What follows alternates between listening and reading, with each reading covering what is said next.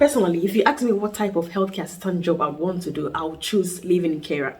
They offer free accommodation, double pay on bank holidays. There's also flexible working pattern where you choose to work either 2 to 3 weeks continuous. Traveling cost paid for. You also choose which weeks you want to work. Whilst on placement, your accommodation is catered for, no bills to pay, and you also get paid as high as £1,120 per week.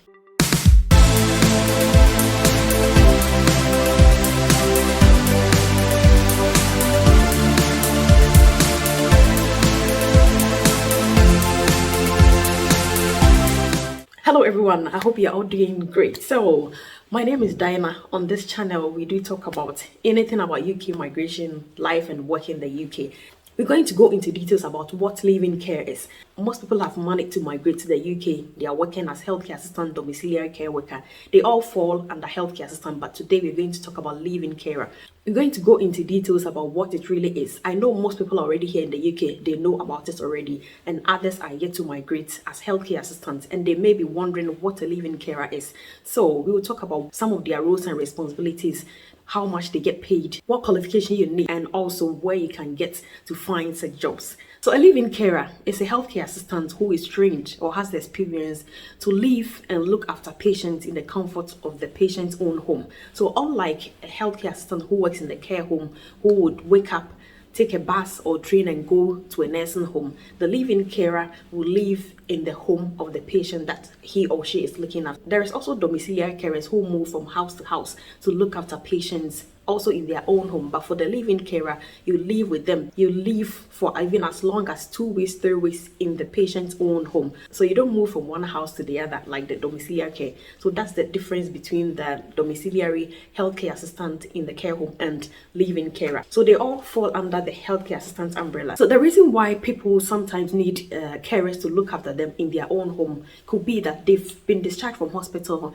and maybe the discharge coordinators have realized that they are too weak to go back to their normal activities and will obviously need help. Or maybe they are just old, they are frail, they are weak, and they can't really do much for themselves. So most families prefer that instead of their relative going to live in a nursing home, they would rather have their moms or their dad live comfortably in their own home to have people coming to the house to look after them. So it could be any reason at all that a client might need a live-in carer. So there are agencies who also recruit and train people to look after patients in their own home. So regarding qualification, what qualifications at all would you need to be a live-in carer? So for you to even become competent enough to work as a live-in carer, at least you should have that basic healthcare experience. You should have at least worked in a care home setting or looked after an elderly person in the home. Even if it's a relative, it still gives you that basic experience that you need to be able to look after somebody of a similar age in their own home. So at least if you've done the care certificates, at least it will enlighten you on some of the basic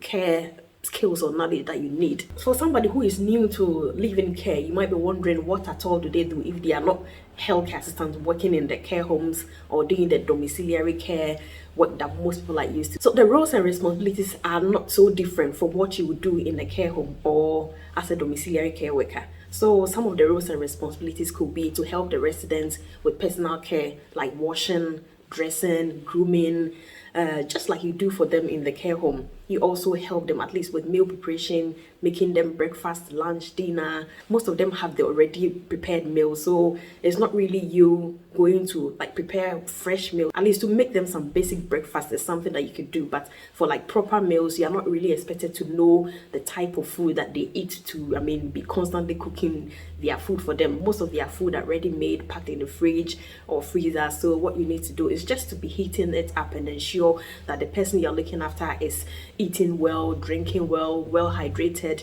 You can also be helping them with mobility, assist them in moving around the house if they are too weak to do so on their own. You can also be doing some light household chores like cleaning the kitchen, living room. You also help with doing the laundry. Sometimes you might even be expected to at least take them to some appointments like hospital appointments or GP appointments. So you can also go out shopping for them, like normal grocery shopping. So it can be anything, and I think it's just the normal daily activities that anyone would normally do for themselves or even for their own elderly grandparents that they're looking after. Other times it could just be basically companionship, just to have somebody there to talk to, most of them can feel very, very lonely because they don't have their family close by. So you being the living carer will be like a friend, a companion, just to chat about anything, just to make them feel happy. So regarding taking them for appointments, it will be an advantage if you drive. It's not compulsory that you should be somebody who drives to be able to do a living carer. But if the agency wants you to be somebody who drives, they will obviously let you know. So even before you are given a client to go and look after in their house, your agency or your employer will obviously let you know the care needs of this patient. So at least before you go in, you know what you'll be expected to do for them. And if they will need you to be somebody who drives, they will definitely tell you. So before you accept any placement to go into the house of somebody to look after them, just let the agency spell out the roles and responsibilities and make sure that you do what you are expected to do.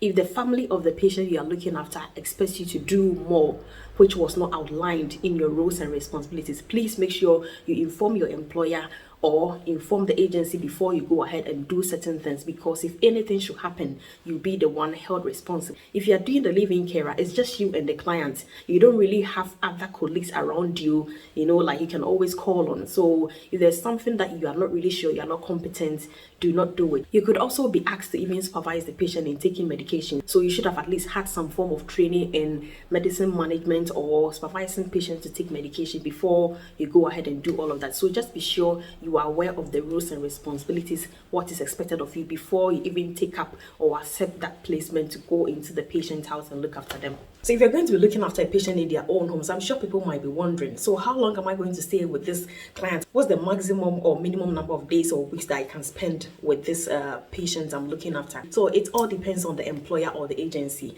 It can be anywhere from 2 weeks up to even 3 months, but the minimum I've seen is 2 weeks. So when you go online, you see most of these living carer jobs, and most of them, they advertise for at least a minimum of 2 weeks on. It all depends on the care needs of the patient or how the agency or the employer works, and also your availability, because they can't force you to work at certain times when you are not available. So it's all up to you to let the employer or your agency know your availability so that they can place you accordingly. You can be with the patient for up to 2 weeks, 3 weeks, 4 weeks, or even more. Working as a living carer comes with a lot of benefits. So that is why I said, if you ask me what type of healthcare assistant job I would want to do, I'll always and at any point in time choose living carer. So number one, your rent whilst you're on placement is catered for. So imagine if you're going to live in the house of this patient for 4 weeks. You're obviously not going to pay rent somewhere else for 4 weeks when you know you're living comfortably in somebody's own house. So if, for instance, you're living in an area where like a room in a shared house could be like 400 or 500, instead of you paying rent of £500, you can pocket this £500 out of the salary you'll be given. Obviously, they'll make arrangements for you to have a separate room in this patient's house where you can sleep whilst the patient is also sleeping. So obviously, if you're living in the house of this patient you're looking after, if you're not paying rent, then you'll not be paying bills like internet, electricity, gas, because you'll be using the electricity, the gas and everything in the patient house, and you will not be expected to pay bills as well. So you are saving on rent, you are saving on bills as well. Some families are also very good, and apart from the rent and the bills that you are not paying for, they can also give you free food like groceries that you can also use in making your own food.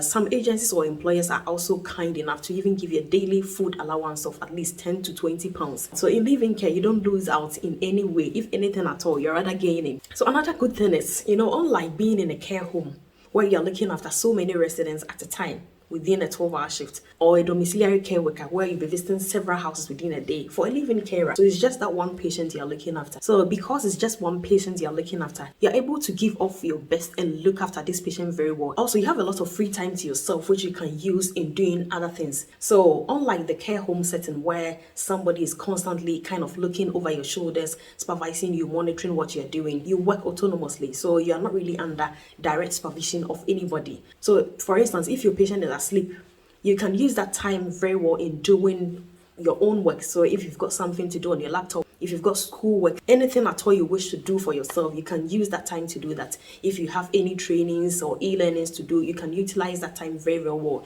in doing that, because it's just that one person you're looking after. So if they are asleep, for instance, in the afternoon, if they're having a nap, or even late in the night, if they are asleep, you're not expected to be awake to look after them or to watch over them or to be looking at them while they're sleeping. No, you also have that time to yourself to do anything you think that would be beneficial for you. Another good thing, you get to save on transportation. You get to save on fuel cost. If you're working in a care home, every day you have to wake up. Imagine this cold weather, this winter. Whether it's raining or snowing, you're expected to be on the bus, on the train to go to work. So obviously you have to pay for train tickets, pay for bus tickets. Depending on where the care home is, you might even need to take 2 trains or 2 buses even to get to that place. But if you're doing this living carer, you're not waking up in the morning to chase buses or trains anywhere. You just wake up and you're in your workplace already. So you save money on transportation, you save money on fuel. So you get to save all of this money that you would have used in transportation or in buying fuel to fuel your car. I know not everybody will agree, but I believe that the workload and the stress level is quite low if you are doing living care, because you are looking after just one person. Compare the workload to if you are looking after several residents in a care home. But in the living carer, your responsibility is just that one person. So the living care, you'll not be running up and down like you would do in a care home setting. You're just in one person's house. You're looking after them and them alone. So you don't go to bed feeling so exhausted, feeling so tired. If you are on your feet 12 hours, moving up and down, you know how it feels like when you get home. And just compare this to being a living carer. Sometimes as a living carer, you just be sitting down in the sofa watching TV with your clients or with your residents. So even if you go out at all, just to do shopping or maybe taking them for appointments, and I don't think that would be as stressful as you washing, dressing, feeding a lot of patients in a care home. As a living carer, you can also register yourself with an agency as self-employed. So self-employed means the agency or the employer does not deduct the taxes from the salary. You get to do your taxes. At the end of the year, you get an accountant to help you with all the taxes. So you tend to get all the money to yourself and you are able to do all your expenses at the end of the year, and then you get to pay your tax on your own. So this brings me to how much they are paid. I believe everybody will want to know. So if you go online on Indeed now, you will see for yourself how much living carers are paid within a week. So it all depends on the agency, it all depends on the employer or even the patient that you're looking after. And the least I've seen online for living carer per week is £500. So if you are working as a living carer, self-employed, doing your own deductions, so all of this money is coming to you, and at the end of the year you do your own tax, and the salary is always in range. So it can be £675 a week, £800 a week, £900 a week. The highest I've seen is £1,120 a week, and I know an agency that is offering that much. So if you're interested in applying for domiciliary care jobs, just go online, indeed.com, type live-in carer jobs, and you see for yourself how much agencies or employers are paying for living carers. So if you ask about where the cash or the money is, I would recommend living care. So I've talked about all the good things you can think of for living carers. So let's talk about, some of the reasons why people would not want to go into living care, or let me say the disadvantages. So most people think living care is so boring. When you're working in a care home or nursing home, you get to interact with a lot of people.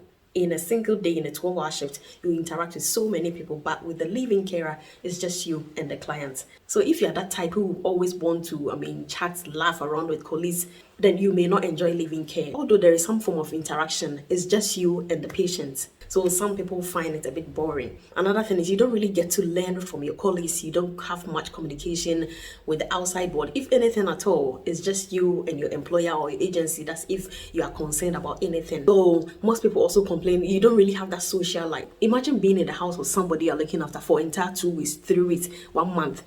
Even if it's your own house, you still get bored. If you're on placement in a living carer, you tend to miss out on all of those things. You can't catch up with friends, birthdays, parties. You tend to miss out on a lot of social events. So if you're that type who likes to go out every weekend, party, that kind of thing, living carer may not be the best option for you. And also, there is also that fear of unknown. If they are going to place in somebody's house, you don't know how they are going to receive you. You don't know if they are going to like you or not. Because even in the care home setting, there are times when a patient may not really, like you that much.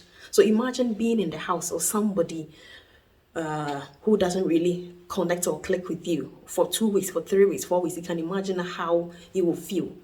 And if their family is not so nice, then it will even be worse. So imagine being stuck in this situation for an entire 2 weeks, 3 weeks, 4 weeks. You can imagine how that would feel. So that's one aspect to think of. As a healthcare assistant, you want to learn from your colleagues, from your supervisors, from managers, and all of that. So there are always ongoing trainings, updates on current health issues. So the more you communicate with colleagues at work, the more you get to know of what's going on. But if you are stuck in a house of somebody you're looking after for as long as 3 weeks, 4 weeks, you will not really learn much about what is going on. You don't really get to know of other health conditions because you only know of the one that you're looking after. So whatever medical condition that they have is what you get to know or learn of, but you don't really get to learn about how to manage patients with other conditions. So that's one aspect. You're kind of limited knowledge wise. So that is why you have to utilize that time very well, so that if the patient you're looking after is asleep, at least you can utilize that time very well in learning something new, just to keep yourself updated with what's going on or any health issues that's going on currently. Also, if you have a family or if you're a family person, then leaving carer may not be good for you.